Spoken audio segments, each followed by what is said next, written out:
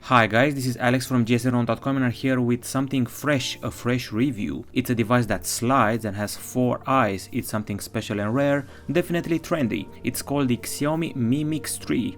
Don't be afraid, it's not the new Motorola Razr, although you wouldn't think of it because it slides. It doesn't have many rivals now, this Mi Mix 3, basically only 2 of them. Oppo Find X and Huawei Honor Magic 2.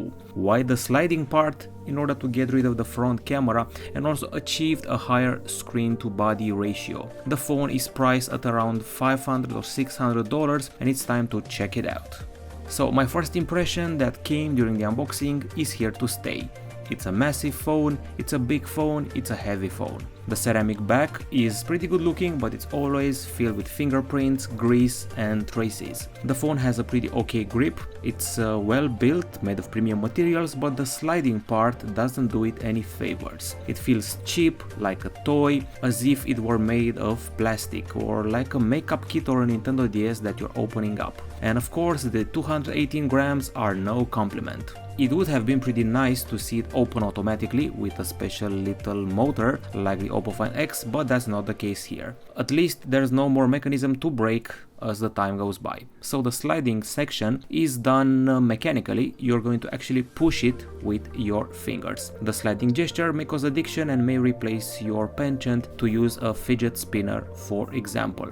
Now, so far so good, there's a lot of hype with the new sliders, if you ask me, too much hype, and if your hand is too dry, the sliding of the Xiaomi phone isn't able to be done with a single hand, because their fingers will slip on the screen. And since we're at the screen, you should learn that the phone has a 6.39-inch Super AMOLED screen with a Full HD Plus resolution, and there's also HDR support. The screen to body ratio is supposedly above 93% according to specs, but the chin is a bit too big and I think the percentage is slightly off and slightly below 90%. Now the panel is pretty big, pretty immersive, bright, well colored and well calibrated. It's basically a joy to watch videos and do some gaming on it. The view angles are pretty wide, the brightness is high, the contrast is excellent even in full sunlight, and the black is pretty deep. We used the microscope, checked out the pixel arrangement, and it turns out it's pental matrix. We also did a lux meter test, achieving 603 lux units. With this value we surpassed OnePlus 6T and the Samsung Galaxy Note 8. Still, we were no match for the iPhone X and the Huawei P20 Pro when it comes to brightness. This is still a pretty bright screen that gets rid of the notch and it's quite immersive. Now on the hardware front, we're dealing with a Qualcomm Snapdragon 845 CPU, 6GB of RAM and 128GB of storage, at least for the model that we're testing. There is no microSD card slot, unfortunately. We didn't find any trace of lag and the phone could run any game perfectly with a high frame rate. I'm talking about Darkness Rises, Asphalt 9, Riptide GP Renegade, PUBG Mobile, and I'm sure Fortnite should work on it with ease. Of course, we also did a bunch of benchmarks where the Xiaomi Mi Mix 3 can easily catch top 10 Antutu. In Geekbench 4 it can surpass HTC U12 Plus or the Sony Xperia XZ2. In 3D Mark Slingshot we surpassed iPhone XR and the Galaxy Note 9, the Exynos version, so performance is definitely not a problem. We also did a bunch of temperature tests, achieving 35.5 degrees Celsius in GFX Bench and 32.7 degrees Celsius in Riptide GP Renegade, so clearly there's no overheating here. Heat dissipation checks out, as you can see with our heat map generated using the special thermal camera, the FLIR one from the Cat S61 handset. Now it's time to address the battery. It's a 3200 mAh unit, which on paper doesn't sound very good for such a huge diagonal. Now luckily the phone is able to squeeze out every milliampere and do some solid optimization. That's why we achieved 13 hours and 47 minutes of video playback in our test. It surpassed the Samsung Galaxy S8, iPhone XR, Google Pixel 2 XL. The continuous usage test showed us 10 hours 49 minutes, which is quite satisfying. It beats the Galaxy Note 9 Exynos, Pixel XL, but scores below the Huawei P20 Pro. A full charge is done in 1 hour and 26 minutes, which is no record today, but it's still pretty decent. On the plus side, after 1 hour of charging, you're at 91% battery, which is kind of cool. Now it's time to talk about acoustics. There's a singular speaker at the bottom side at the right, and it's not easy to cover in landscape, which is always good news. We turned on the music and enjoyed an excellent bass, powerful volume, high volume I mean, and you can actually feel that to the vibration through the case. We have a solid speaker here. Of course, we'd like some stereo action like we saw on the Xiaomi Mi Mix 2S, but the boys may keep that for the Mi Mix 4. Also, the sliding part may have been compromised by that speaker at the top.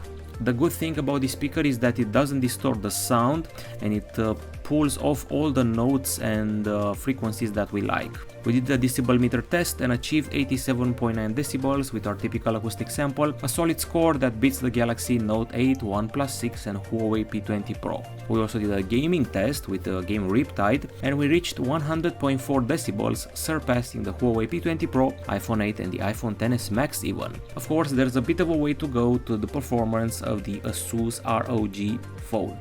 And here we are in the camera department with 4 sensors to play with. Dual front camera, dual back camera. The back camera is borrowed from the Xiaomi Mi 8, basically 2 sensors, each 12 megapixels with support for dual pixel and optical image stabilization on the main Sony sensor. The secondary one is made by Samsung and we also have AI and bokeh, plus a night mode. The sliding part slides up to reveal 2 more cameras. One a 24 megapixel shooter and one for depth with a 2 megapixel resolution. Plus, there's a huge flash in here for your selfies and it's also very bright. Of course, at the back side we also have a flash. Now let's see some actual real-life photo samples. We start off with some photographs that we captured in Bucharest, capital of Romania, right after a strange weather phenomenon. It's called freezing rain and they're actually pretty majestic. We caught them at the end of January and you can see that the Mi Mix 3 manages to balance very well the abundance of light and white. The phone is able to calibrate the exposure from the software, there is no overexposure and no burn. The photos taken during the day are spectacular, some of them are even wallpaper worthy and you can definitely save them in your archive. Although you cannot see this weather phenomenon too often. The next 3 shots are done in the same landscape with the difference that they bring extra colors. There's a slight underexposure in the photos of the Donald Duck and that toy car, but at least we caught all the details in an okay manner. In the photo with that knot and the icicles, you can notice overexposure in the background, where the sky is a bit burned, but you can notice that the subject is captured well and you can see the relevant details at a higher quality. Selfies are pretty good, but I feel that there's too much beauty going on here and the face looks more like a doll than a human being. Pretty solid details and I love the depth bokeh effect that highlights the face. The selfie camera is going to be appreciated by the beautiful sex for sure. We illustrated the zoom capacity in the field, focusing on a proper subject, in this case a special electricity pole. The details are okay at the maximum level of zoom and I cannot feel any deforming or grain when it comes to the color and the clarity. The panorama is basically okay, the brightness is pretty spot on and I was surprised to see that the blue of the sky is well calibrated even in the case of a pretty bad weather. The details are solid and the landscape is well drawn. So we usually switch sceneries and test the phone in multiple towns. After Bucharest and the freezing rain, you could see that we went to Timișoara in the western part of Romania where there was a bit of sun and not so much ice. This time we took clearer shots, brighter shots, less clouds and more sun. Mi Mix 3 is proving to be a pretty nice phone when it comes to photo taking. We have 2 shots here, which can render perfectly exactly what a human eye sees. The bokeh is also near perfect. We have a photo of a branch of a fir tree. You can see each of the pin-shaped leaves being highlighted correctly, which is no small feat. Colors are vibrant but natural and the sky is basically perfect. The next photograph shows us once again that Mi Mix 3 can calibrate exposure and colors great. We have an excellent sky combined with grass that's an almost translucent green but pretty well rendered, and a church that shows its structure and colors in an exemplary fashion.